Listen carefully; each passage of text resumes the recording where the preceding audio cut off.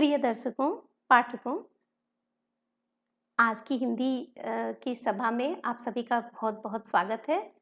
मेरा इस चैनल बातें हिंदी की आप सभी का स्वागत करता है, इसमें आप सबका बहुत-बहुत स्वागत है और मैं अपने इस चैनल के माध्यम से अपने नवकुमारों को यानी कि नवकिशोरों को, खास तौर से युवा पीढ़ी को एक संदेश देना चाहती हूँ।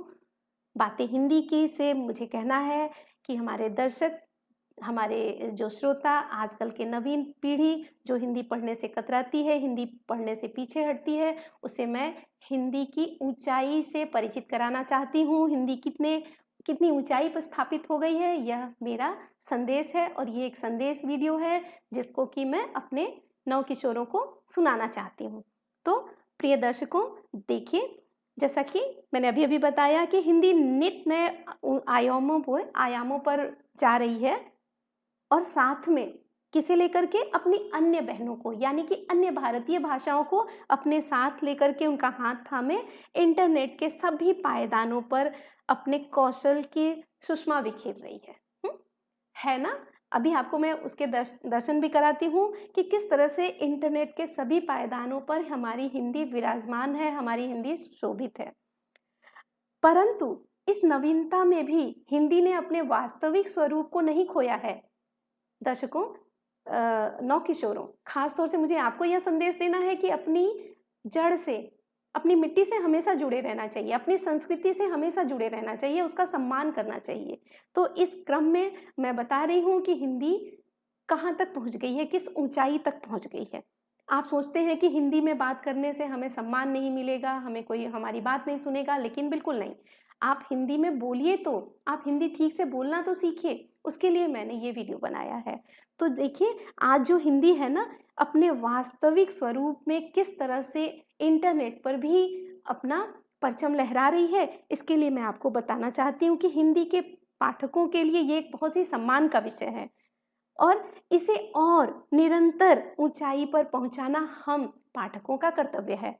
तो इस क्रम में मैं आपको बताना चाहती हूँ कि हिंदी कहीं से भी पीछे नहीं है। इंटरनेट और हिंदी, जैसा कि मैंने आपको बताया, तो इंटरनेट पर हिंदी कहीं भी पीछे नहीं है। ये मैं छोटा सा आपको उदाहरण दिखाना चाहती हूँ।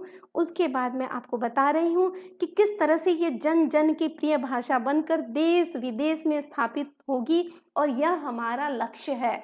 हमें इसे उसी ऊंचाई पर पहुंचाना है जिस पर कि बाकी अन्य भाषाएं, जो ऊंची भाषाएं हैं जिनका कि बहुत ज़्यादा प्रयोग होता है, उस पर, वहाँ तक हमें हिंदी को भी पहुंचाना है। तो यह वीडियो मैंने इस नई पीढ़ी के लिए बनाया है, तो मैंने सोचा कि अपने साहित्य से, भारतीय साहित्य की, हिंदी भाषा के कुछ अनमोल साहित्यकारों का परिचय देते हुए उनकी छोटी-छोटी कविताओं की घुट्टी मैं अपने नवीन दर्शकों को, नए साथियों को दूँ, जिससे कि उन्हें भी हिंदी माँ का प्रसाद मिले और वे भी अपने आप को अनुगृहीत महसूस करें, अपने आप को वे बहुत ही सक्षम महसूस करें कि उन्हें भी कुछ तो मिला, हिंदी के बारे में उन्हें नई जानकारी मिली। इस पावन कार्य को करने के लिए स्वयं को भी मैं गौरवान्वित महसूस कर रही हूँ। मुझे बहुत गौरव प्राप्त हो रहा है कि मैं इस कार्य में आपको कुछ तो दे पा रही हूँ, कुछ कर पा रही हूँ। साथियों, मैंने जैसा कि बताया कि हिंदी अपनी सभी भारतीय भाषाओं के साथ आगे बढ़ रही है, कदम से कदम मिला करके इंटरनेट की ऊँचाइयों पर, उसके अनेक पायदानों पर अपने स्वरूप को स्थापित कर रही है। तो देखिए, आज के समय में युवा पीढ़ी किस तरह से हिंदी से पीछे भागता है, क्योंकि उसको हिंदी समझ में नहीं आती है। तो मेरा ये चैनल बनाने का भी उद्देश्य यही है कि मैं हिंदी के दर्शकों, हिंदी के पाठकों, हिंदी के लिए जो प्रतियोगी परीक्षाएँ होती हैं, जिसमें कि कुछ प्रश्न आते हैं, उसके लिए भी मैंने बताया कि बातें हिंदी की जो मेरा चैनल है, इसमें आपको बहुत सारी सामग्री मिलेगी और उससे आप उसका लाभ अवश्य उठाएँ।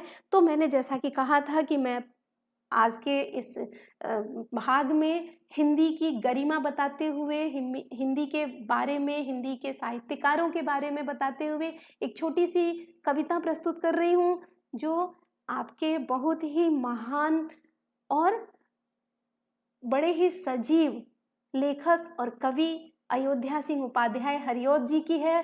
तो नवकुमारों, मुझे आज के नवयुवकों से, टीनेजर से मुझे यही कहना है कि वो छोटी-छोटी बातों से बड़े ही जल्दी हतोत्साहित हो जाते हैं, उदास हो जाते हैं, अपने कर्म को नहीं करते हैं ठीक से, यह पता चलेगा आपको ये कविता पढ़ करके। मैं आपको जब सुनाऊंगी तब कि किस तरह से हमें करना है और अवश्य ही करना है। मुझे पता है मेरे युवा साथियों कि आपको बहुत मेहनत करनी है, बहुत मेहनत आप करते हैं, पढ़ाई के लिए भी, खेल के लिए भी, बाकी प्रतियोगिता के लिए भी आप बहुत तरह की मेहनत करते हैं। लेकिन फिर भी मैं ये कविता आपको इसलिए सुना रही हूँ कि ये कविता आपके लिए प्रेरणा बनेगी और ये महान कवि को हमारे तरफ से एक पुष्पांजलि होगी, एक श्रद्धांजलि होगी।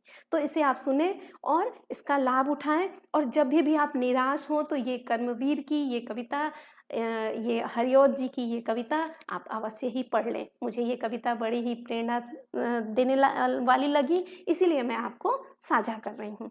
तो सुनिए। देख कर बाधा विविध बहु विघ्न घबराते नहीं, देख कर बाधा विविध बहु विघ्न घबराते नहीं, रह भरोसे भाग्य के दुख भोग पछताते नहीं। काम कितना ही कठिन हो किंतु उकताते नहीं, भीड़ में चंचल बने जो वीर दिखलाते नहीं। यानी कि भीड़ में अपनी जय जयकार नहीं करवाते हैं, वे कर्म करते हैं, कर्म पर विश्वास करते हैं। आज करना है जिसे करते उसे है आज ही, यानी आज का काम कल पर मत छोड़िए। आज की युवा पीढ़ी की थोड़ी आदत है ऐसी, तो उसको ये संदेश है। आज करना है जिसे करते उसे है आज ही, सोचते कहते हैं जो कुछ कर दिखाते हैं वही। हाँ, जो सोचता है वही करता है। कर्मवीर, जो कर्मवीर होता है ना, वो जैसा सोचता है वैसा ही करता है। तो ये आप भी कर सकते हैं, आपके में भी वो क्षमता है, उसे पहचानिए। मानते जो भी है सुनते हैं सदा सबकी कही, जो मदद करते हैं अपनी इस जगत में आप ही, जो मदद करते हैं अपनी इस जगत में आप ही। मतलब खुद ही अपनी मदद करनी है, कोई आपकी मदद करने वाला नहीं है, आपको सिर्फ सहारा देगा, मदद नहीं करेगा।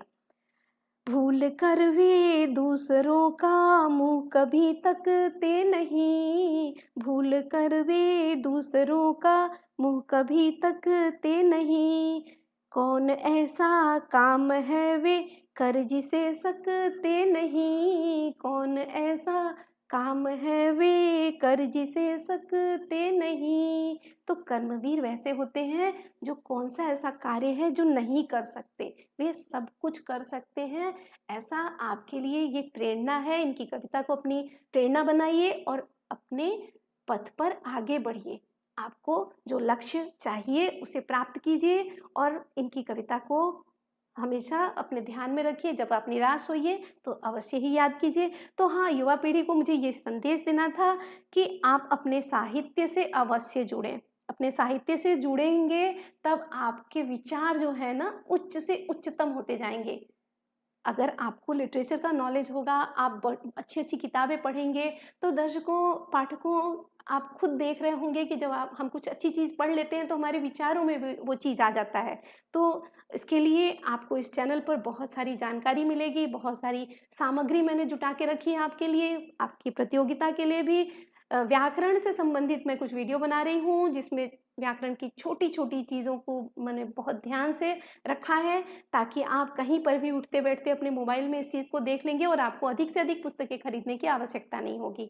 तो मेरे इस चैनल में आपका अभिनंदन है और आप इस चैनल से जुड़े रहिए, इसको सब्सक्राइब कीजिए और अपने अन्य साथियों को भी इसके बारे में बताइए।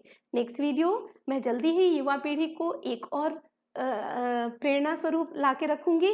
तब तक आपका बहुत बहुत धन्यवाद।